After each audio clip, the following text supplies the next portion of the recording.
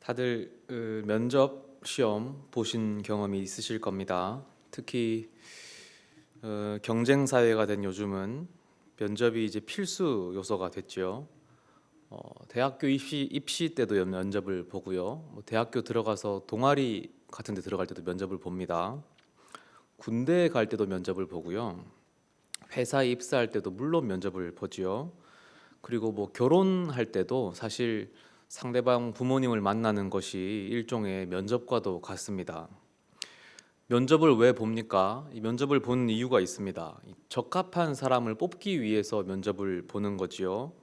대학에서 공부할 자격이 되는 사람, 그리고 군대라면 군대 입대할 만한 그런 조건을 갖춘 사람, 그리고 회사가 원하는 기준에 부합되는 사람, 또 배우자의 기준에 부합한 어떤 자격을 갖춘 사람, 그런 적합한 사람을 뽑기 위해서 이렇게 하는 것이 면접입니다. 제가 결혼할 때 상대방 부모님을 만나는 것이 일종의 면접이라고도 말씀을 드렸는데, 사실 제 스스로가 좀 그렇게 느꼈었기 때문에 말씀을 드렸습니다. 저는 제 아내를 만나고 아내 부모님을 처음 만났던 그 자리가 정말 좀 면접과도 같이 느껴졌었습니다. 그도 그럴 것이 장인어른께서 처음 만나서 식사 중에 던진 질문이 그 면접 자리에서나 나올 만한 그런 질문이었습니다. 그 고깃집에서 맛있는 고기를 사주셨었거든요. 처음이니까 물론 좀 어색했죠. 대화가 좀 잘 없다가 장인어른께서 입을 딱 여셨는데 저에게 이렇게 질문하셨습니다. 서전도사는 한국 교회의 미래에 대해서 어떻게 생각하는가? 제가 밥 먹다가 뱉을 뻔했습니다. 장인어른이 이제 담임 목회를 하고 계시기 때문에 저에게 이제 그렇게 질문을 하신, 거의 교회 전도사 청빙 면접 같죠. 근데 심지어 저의 그 면접은 1차로 끝나지 않고 2차 면접 및 실기평가가 있었는데, 그 장인어른께서 섬기는 그 교회의 청년부 수련회에서 설교를 했습니다. 근데 이제 저의 정체는 숨긴 채로 설교를 하는 겁니다. 그 설교를 못하면 어떻게 되겠습니까? 결혼이 허락되지 않는, 물론 그런 말씀은 없으셨어요. 하지만 약간 그래도 대충 눈치가 좀 있지 않습니까? 이 설교가 그럭저럭 들을만 하면 결혼의 청신호가 켜지는 것이고, 설교가 영 별로다 그러면 이제 빨간불이 켜지는 거겠죠. 이제 와서 그때 그 설교문을 제가 다시 한번 보면 참 형편없습니다. 근데 정말 주님이 은혜를 주셔서 그 별로인 설교에 은혜를 받은 분이 계셨습니다. 왜 그런 말이 있지 않습니까? 이게 나는 한 놈만 팬다. 하나님이 딱 한 사람을 집중적으로 팬 건 아니고 은혜를 주셔가지고 아주 효율적으로 누구를 은혜를 주셨냐면 그 교회 청년부 담당 장로님을 뒤집어 엎으셔가지고 그 장로님이 아주 은혜를 받으신 거예요. 그래서 집회가 끝나고 담임 목사님실에서 다과를 나누는데 장로님이 좀 흥분을 하셔가지고, 야, 이런 건실한 청년은 빨리 결혼을 해야 된다고, 교회에서 자매 한 명은 빨리 찾아주자고, 아직 결혼을 못했다는데 어서 소개를 해주자, 난리가 나셔가지고 그 덕분에 장인어른이 만족한 기분으로 저의 정체를 밝히시면서 사실 이 전도사가 우리 딸과 결혼할 사람이다, 이렇게 이제 최종 면접에 통과해서 결혼에 성공하게 되고 아들도 셋을 낳았다, 그런 이야기인데, 어쨌든 저희 장인어른은 이제 사회감을 뽑는 기준이 있으셨던 거예요. 이제 목회자의 길을 갈 사람이니까 하나님이 함께 하는 사람, 그런 사람을 사회로 뽑고 싶었던 거죠. 정말 그런 사람을 뽑았는지는 이제 좀 더 두고 봐야 알겠지만, 어쨌든 그래서 이 자리에 계신 분들 혹은 유튜브로 예배 드리시는 분들 중에는 아마 면접을 봐야 되시는 분도 계시겠지만, 또 오히려 면접관이 되셔서 면접 보는 분들을 평가하시는 분도 계실 겁니다. 근데 어떻습니까? 모든 면접이 다 마찬가지죠. 다 사람을 뽑는 기준이 있습니다. 그래서 점수표가 있고 기준표가 있어요. 우리 단체에 적합한 사람, 단체가 필요로 하는 사람, 그 능력을 충분히 발휘할 만한 사람, 또 이렇게 와가지고 다른 사람들과 충분히 잘 어울리고 그 시너지를 발휘할 만한 사람, 그런 사람을 뽑고 싶어 합니다. 그래서 그 기준에 맞춰서 사람을 뽑게 되죠.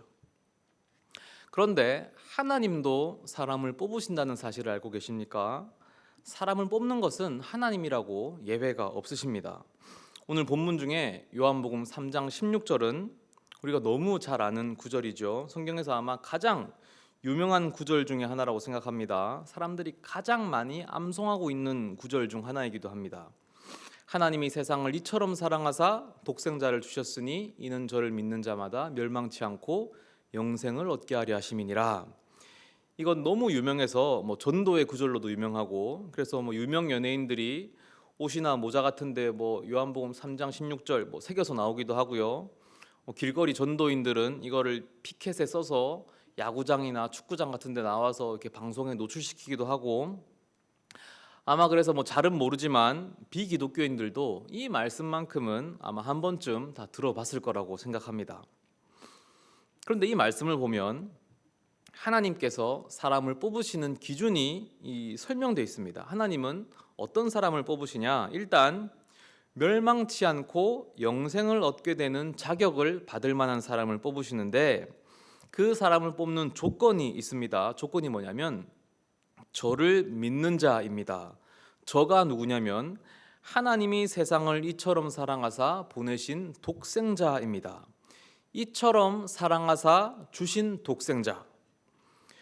여러분, 이 구절이 너무 익숙하지만 좀 궁금해하신 적 없으십니까? 이처럼 사랑하사. 이처럼이 도대체 무슨 말일까? 이처럼 이게 뭘까? 엄청 강조하는 말일까요? 이처럼 사랑하사 하면 엄청 사랑하사라는 뜻일까? 이처럼 엄청 사랑하사, 겁나 사랑하사, 열나 사랑하사 이런 뜻일까? 그렇지 않습니다. 이게 이제 헬라어로 보면 이 어순이 좀 다릅니다. 이처럼이 맨 앞에 나와요. 그래서 이처럼 하나님이 세상을 사랑하사, 여기서 이처럼은 이런 방식으로라는 말로 바꿀 수 있습니다. 그러니까 이 구절은 이런 방식으로 하나님이 세상을 사랑하사 독생자를 주셨으니라는 뜻이에요. 어떤 방식일까요? 바로 앞에 보면 이 맥락이 맞겠죠. 그 앞에 설명이 있습니다. 14절부터 보면 됩니다. 모세가 광야에서 뱀을 든 것 같이 인자도 들려야 하리니 이는 저를 믿는 자마다 영생을 얻게 하려 하심이니라. 이런 방식으로 하나님이 세상을 사랑하사 독생자를 주셨으니 이는 저를 믿는 자마다 멸망치 않고 영생을 얻게 하려 하심이니라. 그러니까 이런 방식은 모세가 광야에서 뱀을 든 것과 같은 방식입니다. 모세가 광야에서 뱀을 든 사건, 혹시 모르는 분이 계실 수도 있어서 설명해 드리면, 이게 민수기 21장에 나오는 사건인데 이스라엘 백성이 출애굽을 하고 나서 광야를 헤매고 있을 때의 일입니다. 광야에서 이스라엘 백성이 한 일이 뭡니까? 주구장창 이제 불평한 일이죠. 그날도 이스라엘 백성은 불평을 했습니다. 이집트에서 잘 살던 우리를 하나님 왜 이 광야로 끌고 나오셔서 우리를 죽이십니까? 우리를 죽이실 겁니까? 먹을 것도 없고 마실 것도 없습니다. 만나를 또 먹으라고요? 이젠 지겹습니다. 이젠 보기만 해도 토가 나올 지경입니다. 막 불평을 하니까 하나님이 화가 나셨죠. 그래서 불뱀을 보내십니다. 불뱀이 사람들 사이를 막 다니면서 무차별 공격을 해요. 다 물어요. 그래서 불뱀에게 물린 사람들이 이제 독이 퍼지면서 죽어갑니다. 그러자 백성들이 자세를 바꿔요.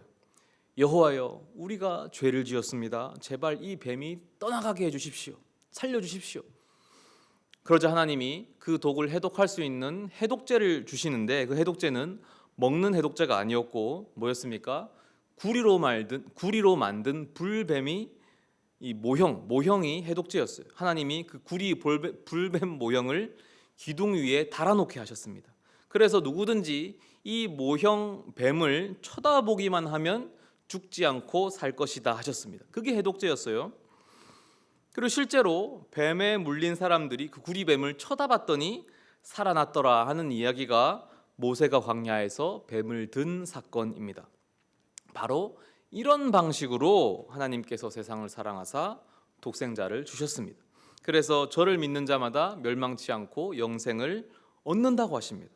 그 독생자를 믿는 것이 사람을 뽑는 조건입니다. 아주 간단하죠.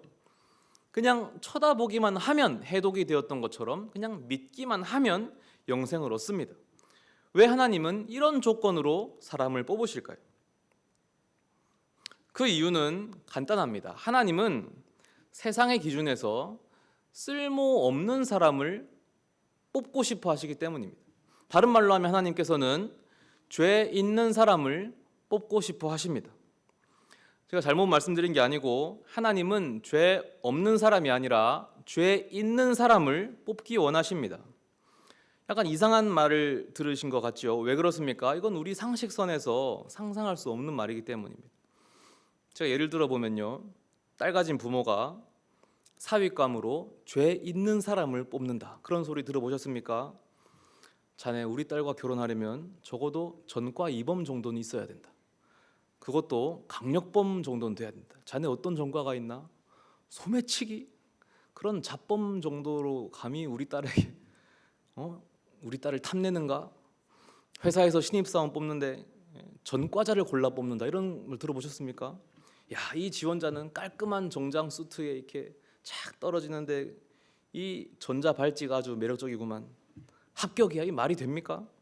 뭐 대학교에서 동아리에서 우리 담임 목사님 청빙 면접 보는데 전과 이력 보고 이 말이 됩니까? 어디에도 이런 경우는 없습니다. 심지어 뭐 아무리 종교라고 해도 이런 것은 용납되지 않습니다. 죄를 받아들이는 종교는 없어요. 세상 모든 종교는, 종교뿐만 아니라 세상의 모든 목소리는, 세상의 모든 스승들은, 뭐 유명한 책, 강연, 부모는, 회사, 학교, 철학, 이 나에게 선한 사람이 되어야 한다고 합니다. 조금 더 나은 사람이 되어야 한다고 합니다. 죄가 없고 깨끗한 사람, 행실이 바르고 착한 사람, 타인을 위할 줄 알고 이타적인 사람, 의로운 사람, 그런 사람이 되어야만 뽑겠다고 합니다. 그러나 하나님은 그 모든 가치관을 뒤집으십니다. 하나님께서 지금 뭐 대학 들어갈 사람 뽑는 게 아니거든요. 뭐 회사 신입사원 뽑는 게 아니거든요. 그런 것과는 비교도 안 될 중요한 사람을 뽑으십니다. 천국에 들어갈 사람을 뽑으시는 거예요. 하나님 나라에 들어갈 입주자를 뽑으시는 거예요. 멸망하지 않고 영원한 생명을 얻게 될 사람을 뽑으시는 중입니다.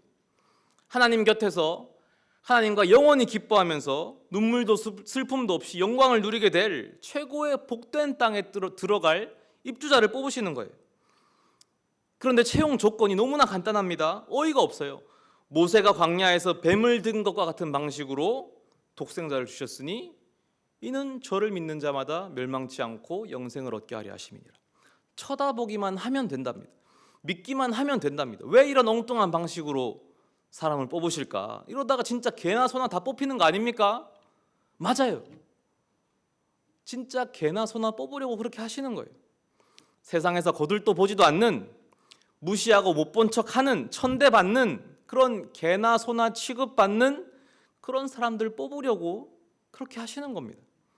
죄 있는 사람, 보잘것없는 사람, 아무 자격 없는 사람을 뽑기 위해서 면접을 보면 보는 족족 떨어지고 하는 일마다 실패하고 도대체 할 줄 아는 게 하나도 없고 그럼 망한 인생, 쪽팔리는 인생, 부끄러운 인생, 실패한 인생, 손가락질 당하는 인생, 바로 나 같은 인생을 뽑기 위해서 하나님은 이런 엉뚱한 방법으로 사람을 뽑으시는 겁니다. 우리는 이것을 사랑이라고 부릅니다. 죄인까지도 용납하시는 사랑, 그 어디에서도 찾아볼 수 없죠. 오직 하나님께만 있습니다. 그래서 믿어지지가 않는 사랑이죠. 우리 하나님만이 우리를 이런 방식으로 사랑하십니다. 우리는 못난 죄인인데 그 죄 있는 우리를 사랑하십니다. 죄를 사랑하시는 게 아니라 죄인인 나를 사랑하시죠. 이 사실이 믿어지십니까? 만약 믿어지지 않는다면 이 다음 두 부류에 내가 속해 있진 않은지 잘 생각해 봐야 됩니다. 첫째는 내가 정말 죄가 많다는 걸 아는 부류입니다. 이게 그냥 하는 뭐 종교적인 의례적인 표현이 아니라 정말로 죄투성이라고 생각합니다. 그래서 용납될 수 없다고 생각해요. 나만 아는 내 더러움을 까발리면 이 매장될 거라고 두려워하죠. 사람들이 내 진짜 모습을 알면 다 등을 돌릴 거야. 하나님이라고 다를 거 없어. 그런 부류가 있고, 두 번째 부류는 나는 그다지 죄 지은 게 없다고 생각하는 부류예요. 이런 사람은 하나님이 진짜 죄 많은 사람을 뽑는다는 걸 인정할 수가 없죠. 인정하긴 하는데 그 선이 있어요.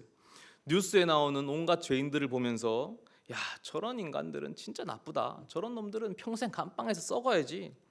인간의 탈을 쓴 악마지. 나는 저 정도는 아니야. 나는 그래도 남에게 큰 피해는 안 끼치고 살았지. 하나님이 어떻게 저런 죄인을 위해서 왔어? 나는 저들과는 달라. 그런데 이 두 부류 다 같은 사람들입니다. 두 부류 다 어두움 속에 속해 있어요. 첫째 부류는 죄책감이라는 어두움 속에 속해 있고, 둘째 부류는 교만이라는 어두움 속에 속해 있습니다. 그리고 크게 보면 두 부류 다 죄라는 어두움 속에 속해 있는 겁니다. 어두움은 어두움 속에서 더 기승을 부리죠. 빛으로부터 스스로를 더 감춥니다. 이 어두움을 처리하는 방법은 하나밖에 없죠. 빛으로 나가는 것. 빛은 어둠의 저 끝자락에서 빛나고 있습니다. 그 빛의 중심에는 십자가가 있고요. 그러나 사람들은 빛으로 나가기를 거부하죠. 오늘 본문 19절에서 21절을 다시 한번 읽어보겠습니다. 그 정죄는 이것이니 곧 빛이 세상에 왔을 때 사람들이 자기 행위가 악함으로 빛보다 어두움을 더 사랑한 것이니라. 악을 행하는 자마다 빛을 미워하여 빛으로 오지 아니하나니 이는 그 행위가 드러날까 함이요 진리를 쫓는 자는 빛으로 오나니 이는 그 행위가 하나님 안에서 행한 것임을 나타내려 함이라 하시니라. 이 사탄이라는 이름의 단어적인 뜻이 고발자라는 사실 아십니까? 고발합니다. 고발. 그것이 사탄의 본질입니다. 사탄은 끊임없이 우리의 죄를 찾아내서 고발합니다. 그리고 우리 내면에 있는 것을 계속 비난해요. 야, 너 자격 없어. 너 죄인이잖아. 하나님도 너 같은 건 안 받아줘. 야, 그리고 이제 합리화를 시켜요. 조금만 더 있다가 가. 좀 더 착해지면 가. 좀 더 선한 사람이 되면 가. 하나님한테 가지 말라는 게 아니라 조금 더 시간이 있으면 가라는 거야. 지금은 안 돼. 너 좀 더 노력해서 착해지면 그때 하나님한테 가. 지금은 하나님도 너 안 받아준다고. 지금은 아니야. 마치 불뱀이 이스라엘 사회를 휘저으면서 막 물고 다닌 것과 같아요. 그것처럼 그렇게 사탄이 우리 속을 막 헤집고 다녀요. 한 번 물린 상처에는 독이 있어서 우리 어두움을 더 어둡게 만들고 우리가 더 그 안에 스며들어요. 그리고 점점 죽어가죠. 이 불뱀의 독을 무력화시키는 방법이 무엇이겠습니까? 기둥 위에 달린 구리뱀을 쳐다보는 것밖에 없습니다. 우리를 정죄하고 고발하는 그 목소리를 무력화시키는 방법은 십자가에 달리신 예수 그리스도를 쳐다보는 방법밖에 없습니다. 주님은 그 모든 비난으로부터 우리를 구해내시기 위해서 십자가에 달리셨습니다. 그러므로 이제 어두움에서 나와서 빛으로 나아갑시다. 빛 가운데 세워진 주님 달리신 십자가를 바라봅시다. 좀 미심쩍더라도 속는 셈 치고 쳐다봅시다. 그리고 당당하게 외치세요. 그래, 나 죄인이다. 그래서 뭐? 그래, 나는 내 존재가 좀 부끄럽다. 내가 쪽팔릴 때 있어. 그런데 그게 왜? 하나님이 날 사랑하시는데, 하나님이 날 위해 십자가에서 죽으셨는데, 하나님이 괜찮다고 하는데 네가 뭐 어쩔 건데? 하나님께서 사람을 뽑는 조건은 아주 엉뚱합니다. 그 조건은 바로 우리 같은 사람을 뽑기 위해서 우리에게 맞춰진 조건입니다. 하나님은 우리를 뽑고 아주 만족해 하셨습니다. 실망하지 않으셨어요. 하나님께서 만족하신 결과를 이제 그만 수용하십시오.